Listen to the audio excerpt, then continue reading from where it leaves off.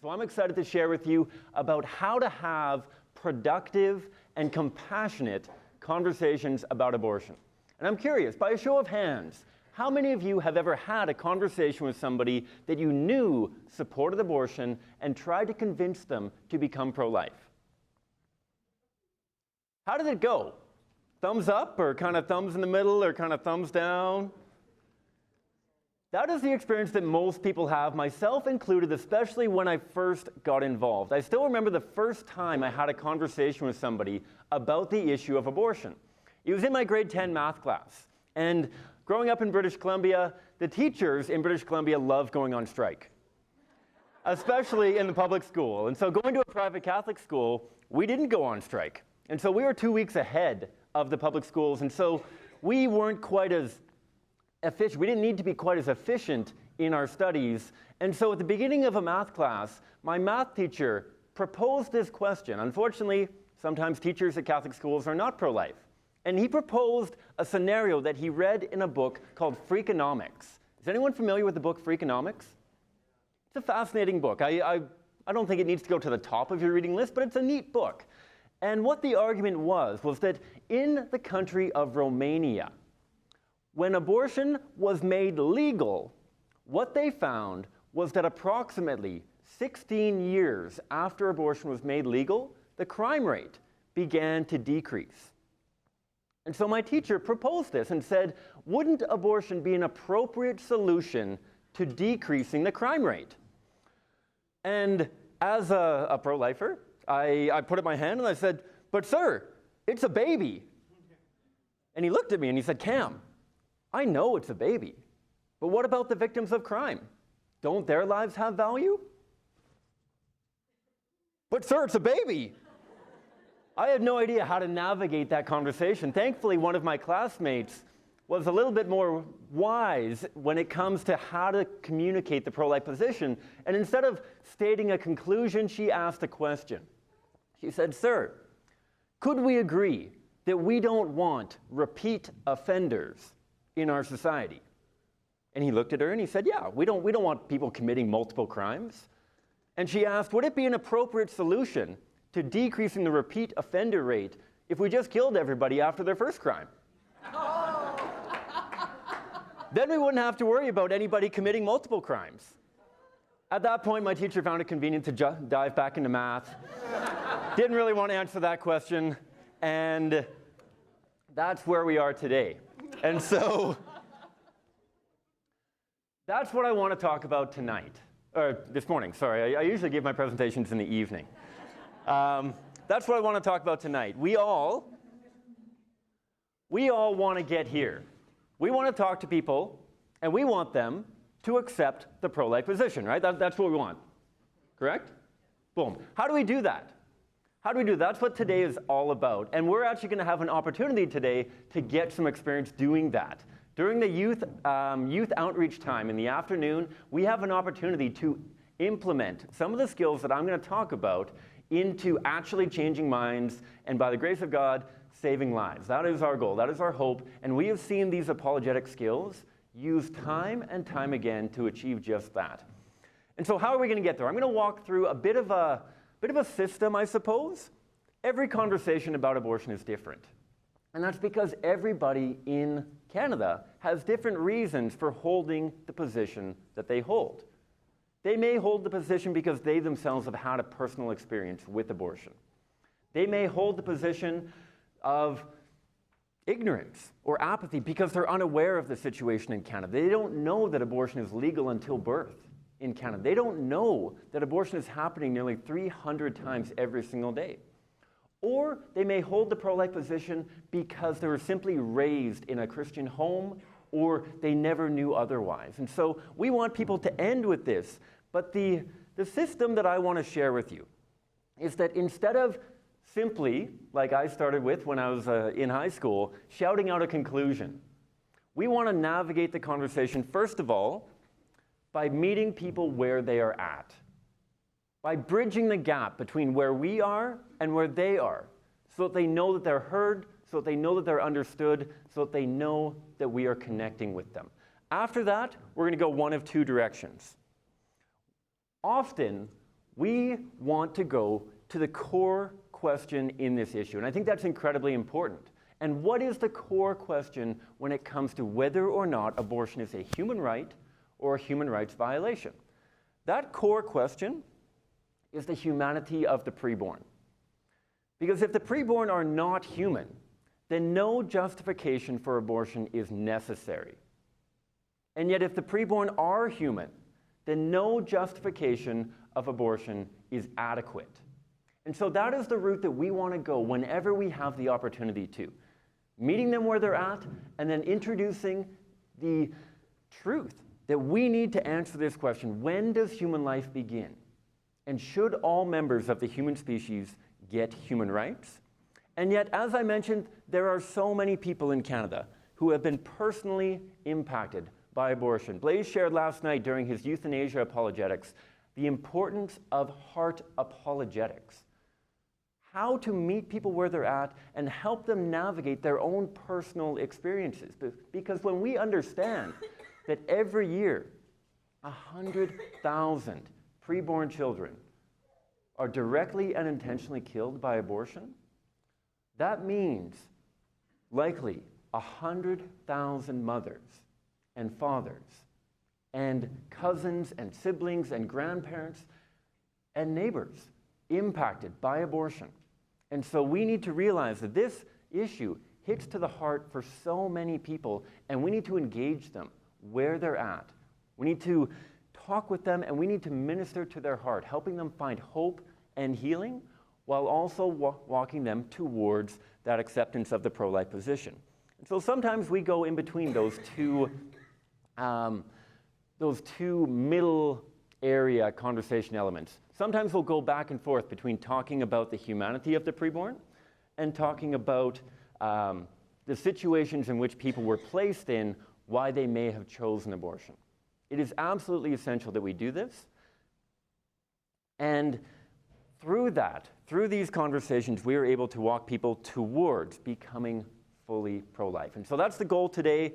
And my goal is to walk through how we do that. I am still hoping that Justina will be able to join us towards the end of the presentation and kind of crescendo through to the end. But I want to start by talking about wisdom. Wisdom, as I mentioned before, is essential when trying to change minds and save lives on the abortion issue. We have to know more than facts. We have to know more than information, because we have to be able to navigate the intricacies that are the human mind and the human heart. And there's 3 tools that I think are incredibly important when it comes to being wise and prudent pro-life ambassadors. And they're common ground, analogies, and questions. And you might wonder, why do we want to start conversations this way? And I'll throw that to you. Why would you think that common ground is important when we're having conversations with people about abortion?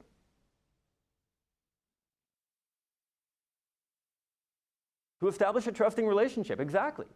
Because I like to ask this question: how many of you like losing at anything? I'm incredibly competitive. I play a lot of sports, I play a lot of board games, I get in a lot of arguments. I don't like losing. And what do we do when we're afraid of losing? We often shut down. We either avoid the situation, or we put up this massive defense around us so that nobody could ever penetrate close enough to defeat us, because we hate losing so much. And so by building a trusting relationship with somebody, by showing that this isn't a me versus you confrontation, but rather a we together conversation, then we're able to make incredible steps towards bringing people to the pro-life position. Why do we think it's important to incorporate analogies into the pro-life conversations that we're having? I'm all about back and forth audience engagement. Boom.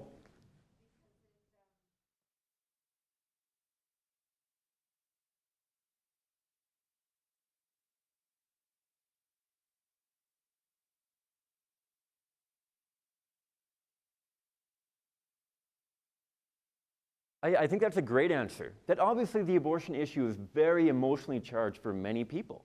And so by making an analogy, we may be able to help them understand a principle without that emotional baggage that may come with the abortion issue. There's another reason why I think it's important to make analogies. How many of you have ever met a human fetus or a human embryo? Not very many of us, right? We might have a picture, an ultrasound picture on our fridge from our own child or from a loved one's child. We have never met these humans, and so we may find it difficult to relate to these humans. That's why for so many of the campaigns that seek to bring about foreign aid and many other important ministries, we need to visualize the people that we are serving. By making an analogy, by introducing an infant or trotting on a toddler, we are able to bring the conversation around a human being that we understand without a doubt as being a human being, that we understand without a doubt as deserving human rights. And so by talking about that analogy, by trotting out that toddler, we are able to show and illustrate a principle and then apply it to what may be a more foreign concept. And finally, I'll do it with a question. Why are questions important? It gets you thinking, exactly. Who do we trust the most? Generally speaking, who do we trust the most? Many of us here may honestly or want to be honest about saying that we trust God the most. And I think that's wonderful when we do trust in God, because God knows so much more than we could ever possibly know. That could be a whole other talk unto itself. That could be a whole other conference unto itself. I think that by and large, not only the people in this room, but also the people outside of this room, we trust ourselves. And why do we trust ourselves? We trust ourselves because we can see how we come to particular conclusions, right? And so by asking questions, we can draw people towards a particular conclusion and actually have them accept it because they are answering the question in their own mind. They are the ones providing the conclusions to the questions, and so they can trace their progress towards that conclusion. If I were to simply share a conclusion with them, then they might be reluctant to accept that because they don't know how I came to that conclusion. I'll make an analogy about making questions, because why not? Let's get some practice on it. If you and I were doing a math equation, and we got different answers, what would be the most productive way of finding which answer is actually correct? Should we shout our conclusions back and forth? I got 3, you got 4, 3, 4, 3, 4, 3, 4? Or would it make more sense to demonstrate your evidence and ask them, okay, so when you did this, how did you get that conclusion? Okay, so when you made this step, how did that draw towards this number? Asking questions and trying to inspect their work in a charitable way will actually draw them towards, okay, well, I see where I went wrong. I see that I thought that this could equal that, but it doesn't actually. By asking questions, we are able to draw out of people the conclusions that we may already have in our mind. And so those 3 tools are going to be essential for when we're having conversations about abortion.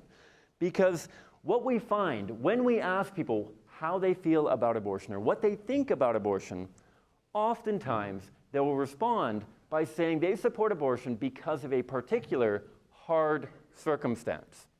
Maybe they'll say, well, I support abortion when a mother is living in poverty and she can't support the children that she may have born already, let alone this new addition to her family.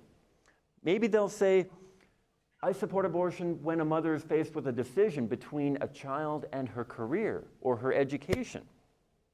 Maybe the age of the mother, maybe she's simply not mature enough. So many other reasons that we have for why abortion should be an appropriate solution to whatever challenges we're faced with. And it is not to our advantage to try to answer and solve poverty, because we haven't solved poverty yet, and yet we don't kill born people living in poverty, right? And when we do, we try to stop that. And so we don't want to spend our entire conversation talking about the circumstances, but rather demonstrating, meeting them where they're at, and then demonstrating how the principle of when human life begins and whether all humans should get human rights is what we really need to be talking about. And so I want to practice that right now, actually. I want to dive in to an example. If I was asked to respond to somebody who said, I think abortion is appropriate when a mother is living in poverty, when she does not have the financial resources to support that growing child, what do I say? How do I apply those 3 strategies? First of all, I'm going to find common ground. I'm going to say to them, you know what? I agree with you that raising a child while living in poverty would be incredibly difficult. We can all agree on that, right? Raising a child in poverty is not ideal. And like Blaise said last night, we don't want that to happen per se. I agree with you that that is a difficult situation. Step 2, common ground we've done, next to the analogy. I would say, imagine that a mother has 2 born children, and now she is faced with poverty, whether it's because her partner has left her, whether it's because of other financial crisis. Imagine that a mother with born children were living in a similar circumstance. Would we be willing to kill a born child, a toddler, to solve that hard scenario? Thankfully, the vast majority of people that you'll talk to will say no. No, that's not appropriate. If they say that is appropriate, you might need to make a phone call to your local police detachment or have a much deeper conversation about the dignity of human life. So that is your common ground, your analogy. The last step, if it is not appropriate to kill a born child to cope with the hard situation of poverty, then why a preborn child? What is the difference? You see what I did there? We're no longer talking about poverty and whether or not poverty is hard and whether or not poverty is a reality in Canada. We're not talking about that anymore. We've met them where they're at, we've empathized with them, and now we're walking towards that core question of when does human life begin? And so that is the same process that we can do for each of these scenarios. There's 2 more that I want to focus on before I move on to the next step of the conversation process that I want to propose. And these are the 2 often most common and often most difficult situations that we can encounter. The first that I'll say is the situation of sexual assault. I'm sure that the people that we've talked to, I'm sure that the people that you've seen posting online will very frequently introduce the horrendous situation of sexual assault. How do we respond? Do we need to throw up our hands and say, oh, well, okay, maybe in that scenario? No. Not even then. We're going to follow the exact same route that we're talking about before. We need to invest even more energy in finding that common ground. Not that we want to deal with any of these circumstances flippantly, but we want to respond and really confirm with the person that they know where we're at. And so I might say something to the effect of, you and I can agree that sexual assault is one of the most heinous crimes in our world. And that we need to do more, not only to prevent sexual assault from happening, but also to punish those who do commit the horrendous act of sexual assault and to support those who have been victimized. We need to do more. Can we agree on that? I need a verbal confirmation. We are on the same page. You know how seriously I am taking that scenario. And so I'm going to invest a little bit more time in that common ground, and then the rest of the process is somewhat similar. We may need to dive into hard apologetics, which I'll talk about towards the end, and yet the analogy, you might find it a little bit tricky. How do I come up with an analogy about rape? That sounds like a terrible, terrible thing. Like, how could you even do that? We may be tempted to oversimplify it and say, oh, well, what if a mother gets raped and she decides that she doesn't want to kill the child until after they're born? Some people might blow that off as that's not a reality. And so I try to bring it a little bit more closer to reality. That we have all heard terrible stories of people living in violent and abusive relationships, right? We read about them in the paper, we hear about them on the news, and tragically there are mothers in our world with born children living in abusive relationships, either because they have convinced themselves that they are somehow guilty themselves, or because it's not all that bad. What do we do in these scenarios? We get those mothers into safe houses. We get them out of those abusive relationships. That needs to be our highest priority.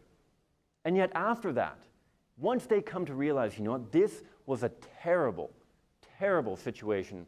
The blinds, the curtains have been lifted, and I realized just how wrong this relationship was. And now when I look at my 2-year-old and my 3-year-old, I'm no longer convincing myself that the father of that child is a wonderful man, or at least a just man. If that mother now looks at her born child and is reminded of a violent abuser, would we ever suggest that she should be allowed to kill that born child? No. And if not a born child, why a preborn child? Okay? Make sense? If you have questions, shoot them into Alex. With that then, the last one that I'll say before I move on is the situation of health of the mother. And this one comes up frequently, and there's an extra step that I feel is important when talking about the health of the mother. And that is the definition of abortion. We want to find common ground just like we always do. I could not even imagine how difficult it would be for a mother to be forced to make a decision between her own life and the life of her child. And yet before we go into our analogy, it is so important that we define our terms. How many of us here would define abortion as anything that kills a preborn human? Many of us.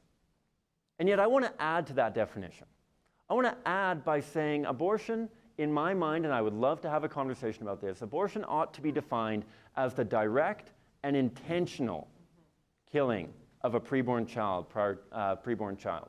Why do I make that distinction?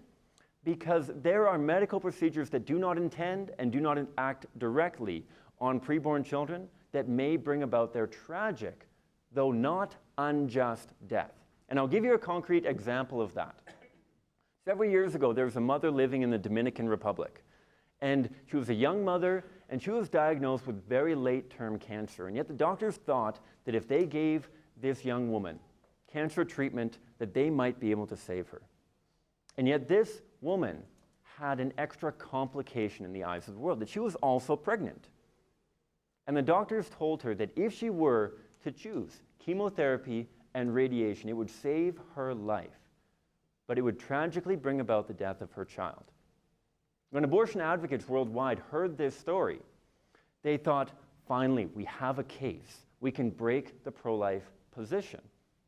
And yet, the deeper understanding, chemotherapy and radiation is not intending to kill a preborn child. It is a tragic effect of that. And yet we are neither intending nor directly acting upon that preborn child. And that's why I would consider that not an abortion. That is a tragedy, but not an injustice. I can fall out of my boat and drown.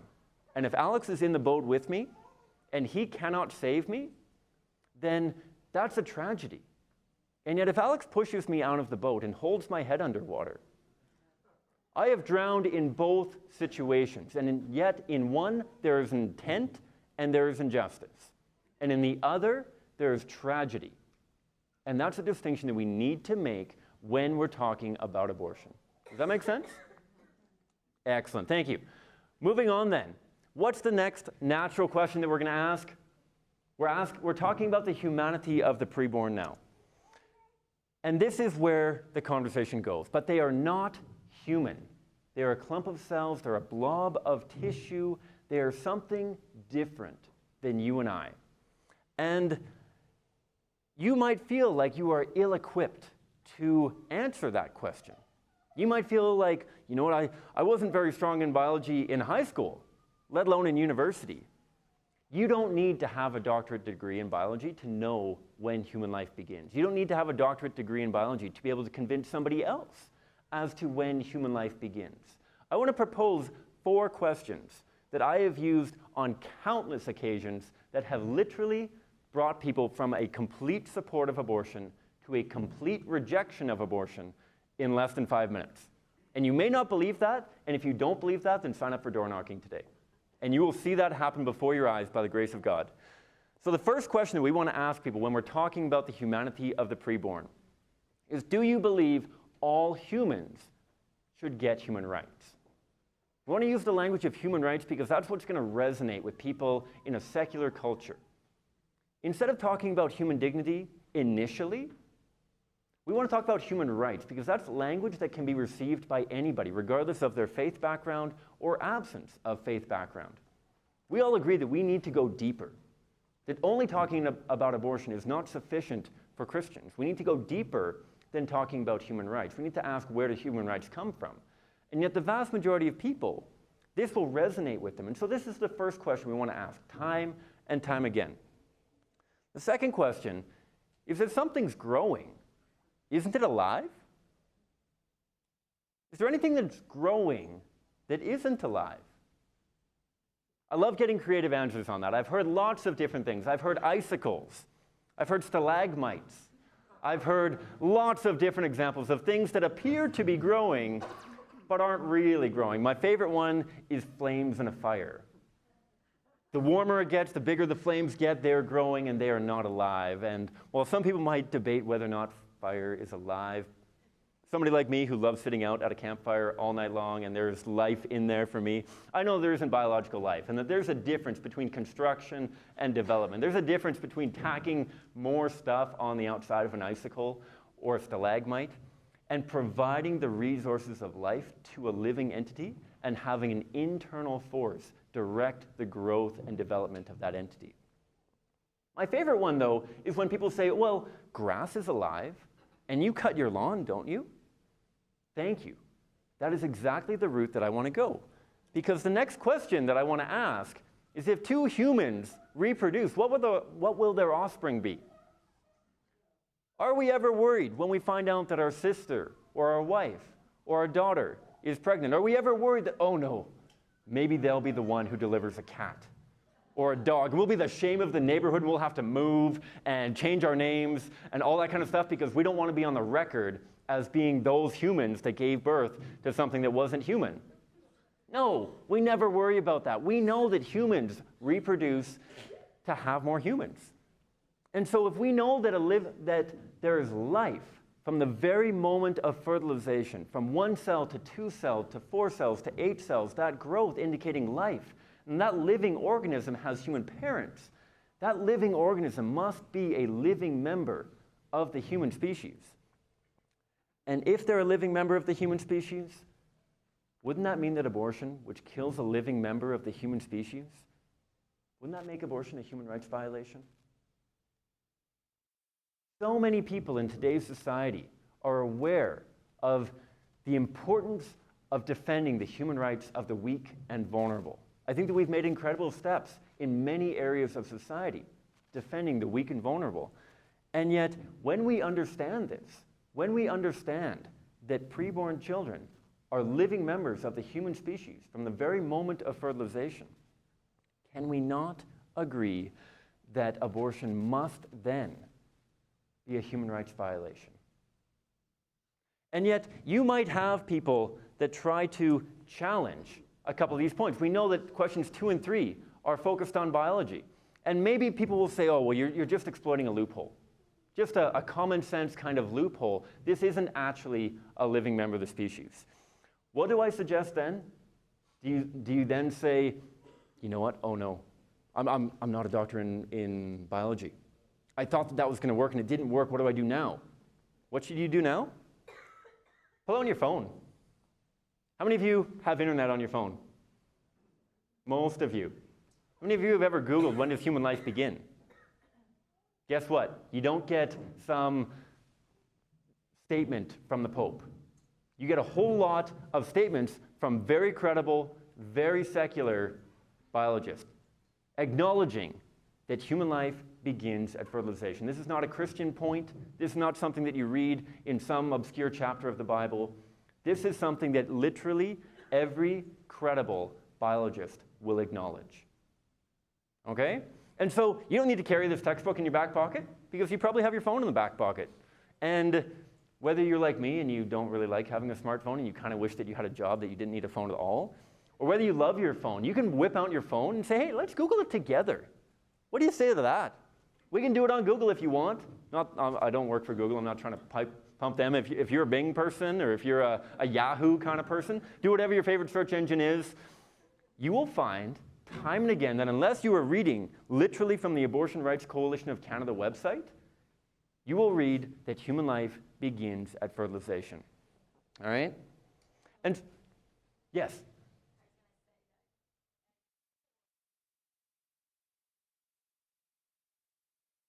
Yeah.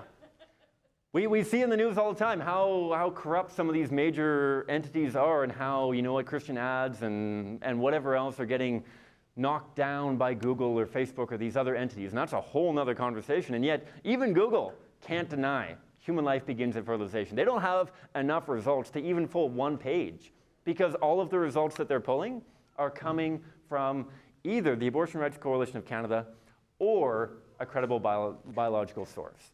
And so we go back here and we say, okay, well, we've dealt with the humanity of the preborn. What about the other end? These aren't biological questions per se. Questions about human rights, that isn't defined in any biology textbook per se. And so these are more philosophical questions. And do you need to have a doctorate in philosophy to answer these? I don't think so. I don't, and I feel like I can answer them. And so unless I'm some kind of unicorn, I genuinely believe that every single person here can follow this up. Because often we'll get that response after that of, oh, I'm not ready to abandon my support of abortion. I'm not ready to abandon that. Okay, fine, they're human. I will concede that they are human, but they don't get human rights. But they're not persons, but they're not valuable. Where do we go from there?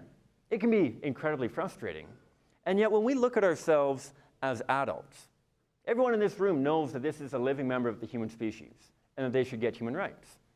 And everyone in this room knows that embryos and fetuses are living members of the human species. And so how do we connect this for people? We connect it by introducing the infant again. We go back to that analogy model and demonstrate that the differences that exist between born human beings and preborn human beings, generally speaking, can fit into one of four categories. First, our size. Second, our level of development. Third, our environment. And fourth, our degree of dependency. These come up in conversation. Oh, well, they don't have a rational mind. Oh, well, they're so small, they're smaller than a dot on a page. Well, they can't survive on their own, or they're inside of their mother's body. Should we be debating as to whether or not these differences exist? No. Please do not debate whether or not these differences exist. Please do not try to debate whether or not a one-cell human zygote has a rational mind. Please do not debate whether or not a 8-week embryo is fully developed. Please don't try to debate whether or not a child that's living inside of their mother's womb is actually living outside of the mother's womb. We don't need to be afraid of the fact that these differences exist because we know that these differences are irrelevant when it comes to whether or not a human should get human rights. Because each of these differences also exist for born humans. Because we're not born at full size. My wife is due to give birth to our first daughter on Tuesday. And she's very thankful that we are not born.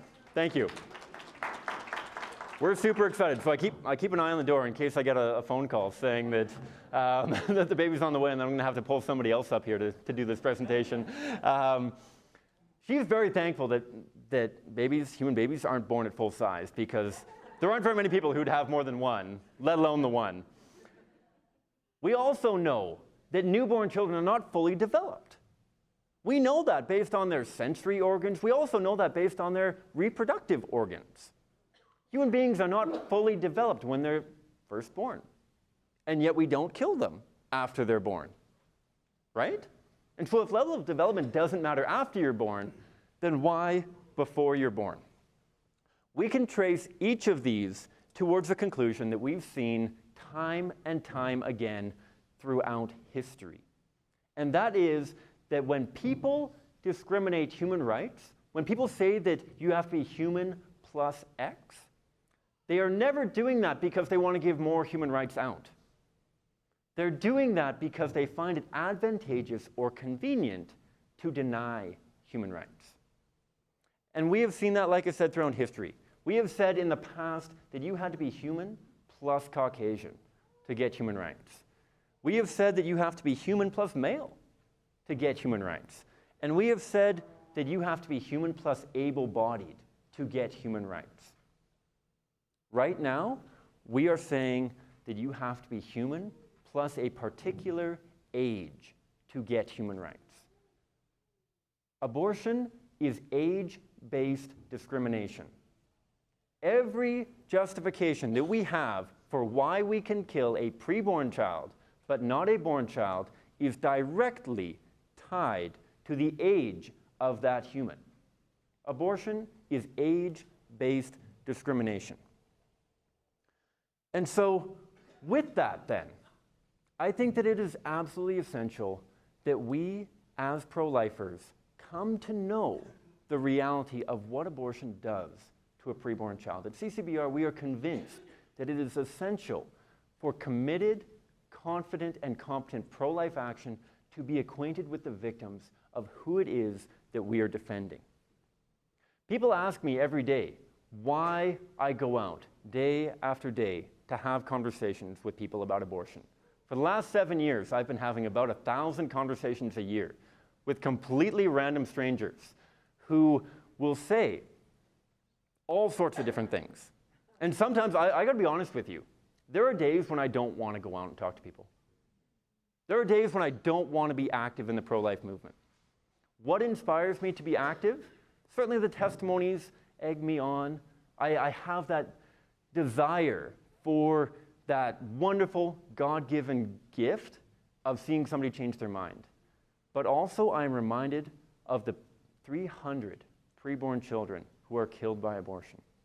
And so what I'm going to do now is I'm going to show a video that shows the reality of what abortion does to a preborn child. There's music in the background, and so if you choose to look away or step out of the room, you will know when the video is over. And so if that's your decision, I completely respect that. And yet with that, I will start this video, and we will see the victims that we need to defend from abortion.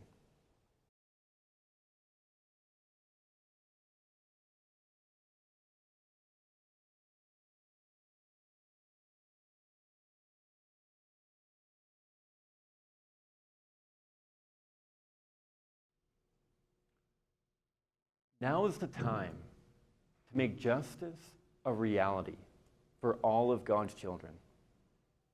We have an opportunity to do that, and it requires courage. It requires grace, and it requires prayer. Because I've seen this video hundreds of times, and yet it hits me to the core every time I see it.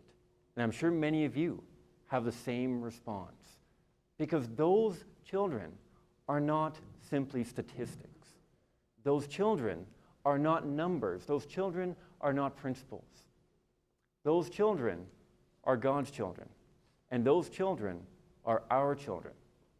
And we have an opportunity to act courageously to defend those children. Through our daily lives, through the people that we come in contact with, our children, our neighbors, our friends, whomever it may be, we have an opportunity to make justice a reality for all of God's children. What I think it would be appropriate to do now is actually to end a little bit early.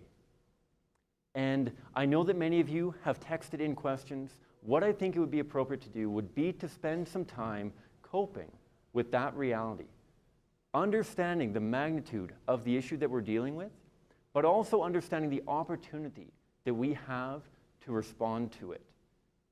I will be at the CCBR table, and I will have several other volunteers there as well, and I would love to talk with you and have conversations about how to have productive conversations about how you can get involved and how you can end the killing of preborn children. We are doing this day after day in cities and towns across Canada, and we want you to be a part of that reality. We want you to join us because every day that our volunteer and intern teams go out, we see minds changed. And when minds change, behavior changes. And when behavior changes, children are born who may otherwise have been aborted. And so if you want to help CCBR to grow, to get more and more young people, our internships every year have dozens of young people from across Canada, many of them, many alumni here with us this weekend. If you want to help CCBR grow and transform our culture, I want to invite you to consider filling out the donation form in your package. I want you to consider how you can become financial investors in CCBR's strategy to end the killing. Thank you very much.